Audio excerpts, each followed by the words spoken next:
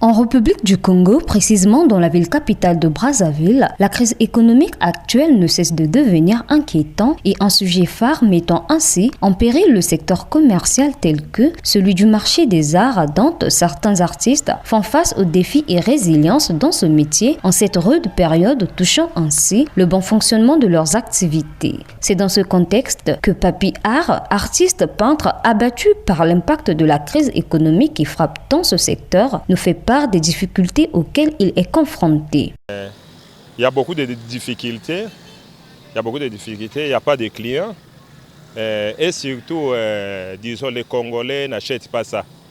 Les Congolais n'achètent. Raison pour laquelle, si vous sillonnez dans toutes les maisons ici, si je ne me trompe pas, c'est au moins 10% des maisons que vous trouverez un objet d'art là-bas. Donc, signifie tout simplement que les nationaux n'achètent pas vraiment ça. Le marché de l'art, souvent négligé par les Congolais, comparant ainsi ses œuvres au fétichisme, empêchant par la suite l'achat de celles-ci, Papy Art nous fait en bref aperçu sur la valeur de ces arts créatifs. Donc carrément, c'est une fausse conception.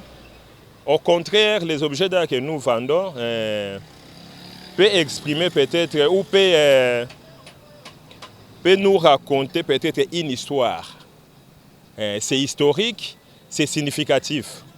Peut-être cet objet-là, quand nous voyons ça, nous comprenons tout simplement que c'est d'abord l'image d'une femme congolaise.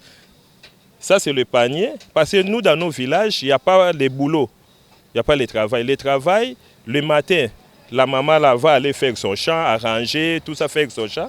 Et le soir, la maman là, va ramener quelque chose pour que sa famille puisse manger. Donc quand je vois déjà cette statuette, donc je comprends déjà que ça montre l'image d'une femme courageuse.